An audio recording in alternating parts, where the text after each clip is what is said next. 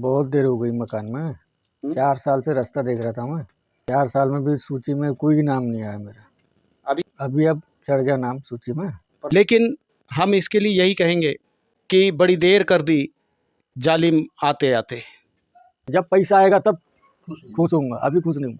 अच्छा, हाँ, जिस दिन पैसा आ जाएगा बनना चालू हो जाए उसी समय मैं खुश होऊंगा। बड़ी देर कर दी जालिम योजना को लाते लाते। प्रधानमंत्री आवास योजना। गरीब को नहीं मिला पीएम आवास योजना का लाभ तो आपसी जनसहयोग से तान दी झोपड़ी। उपेक्षा के बाद बालाघाट के गरीब का झोपड़ीनामा।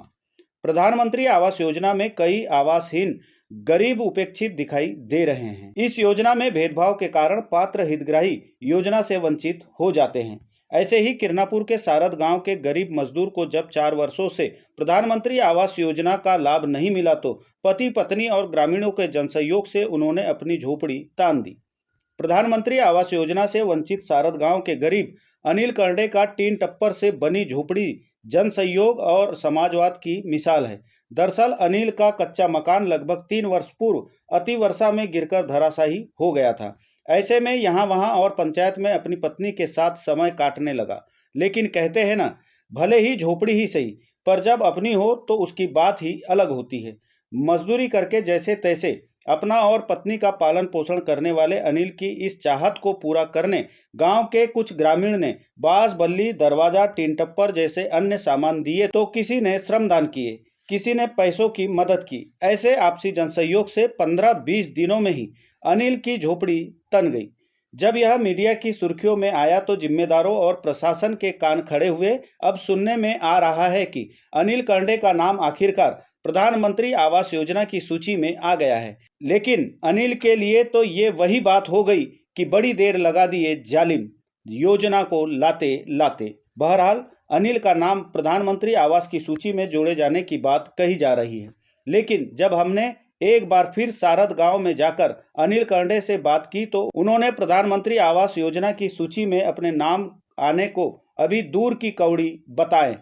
अनिल का मानना है कि जब पक्का मकान बनाने के लिए खाते में राशि भेजी जाएगी और धरातल पर निर्माण कार्य शुरू होगा तब जाकर उनको तसल्ली के साथ साथ खुशी मिलेगी।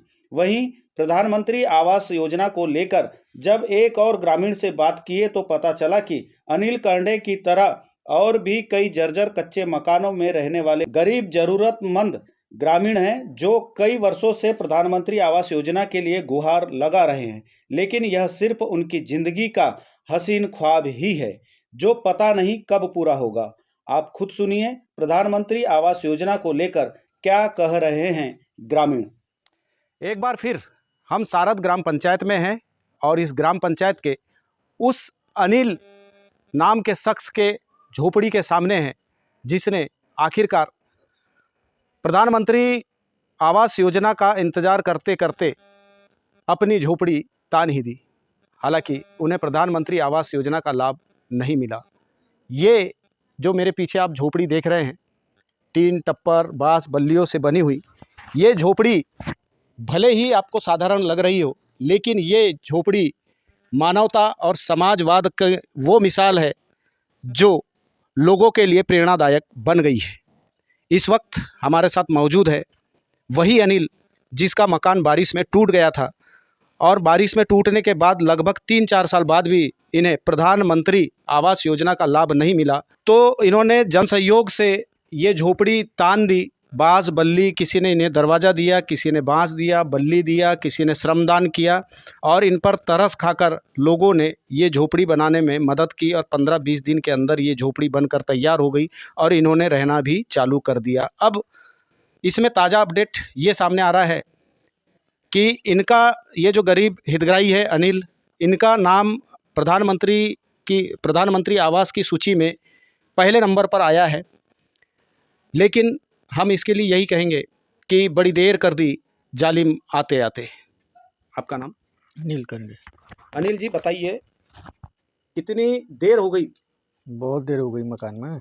4 साल से रास्ता देख रहा था मैं। तो 4 साल में भी सूची में कोई नाम नहीं आया मेरा। अभी आया है बोलते? अभी अब चढ़ गया नाम सूची में। पर आपने तो ये बहुत खर्चा कर लिया अब झोपड़ी में। खर्चा किए तो क्या करेंगे अब? हैं? रहने के लिए तो करना पड़ेगा। अच्छा, कब तक कितने लोगों ने मदद की थी आपकी? ये 10-12 जन ने किए। अच्छा अच्छा, क्या क्या कैसे मदद की? हाँ, कोई ने सीढ़ी से लाके दे दिया, कोई ने बांस बल्ली दिया है, दरवाजा दिए, ऐसा। तो जो अभी आपका नाम आया है उससे आप खुश हो कि दुखी हो अभी भी? नहीं, जब पैसा आएगा तब खुश होऊंगा, अभी खुश नहीं हूँ। अच्छा, हाँ, जिस दिन पैसा आ जाएगा बनना चालू हो जाए उसी समय मैं खुश होऊंगा। पर अब तो आपको दोबारा मेहनत करना पड़ेगा, फिर इसको तोड़ोगे, फिर बनाओगे। अब वो तो थोड़ा बहुत करना पड़ेगा। अच्छा, ये अचानक शासन ने मेहरबानी क्यों की? मीडिया वाले आए, पत्रकार आए, उनका भी इससे बहुत ये हुआ आगे चल करके, तब ध्यान दिए। तब ध्यान हुआ है। अच्छा, तो अनिल जी, ये थे हमारे साथ अनिल भाई, जिन्होंने रास्ता काफ़ी देखे प्रधानमंत्री आवास योजना का, लेकिन उनको ये योजना नसीब नहीं हुआ और इन्होंने आखिरकार जन सहयोग से अपनी झोपड़ी तान दी। अब यह झोपड़ी मानवता और समाजवाद की मिसाल बनी हुई है। यहाँ पर हमारे साथ एक ग्रामीण है, उनसे भी जानते हैं कि काका जी, क्या नाम है आपका? मेरा नाम नंदलाल पारदी। बताइए कितनी देर हो गई योजना के आते आते?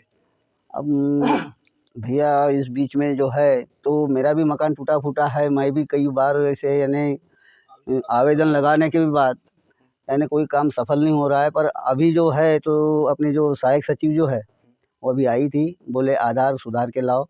तो आधार सुधारने में अभी मैं जुटा हुआ हूँ, 3-4 बार अभी गया हूँ हट्टा, तो अभी भी नहीं सुधरा है। अब देखूँगा, कल एक पर्ची मिली परसों के दिन, वो पर्ची में अब आधार निकलता है या नहीं निकलता।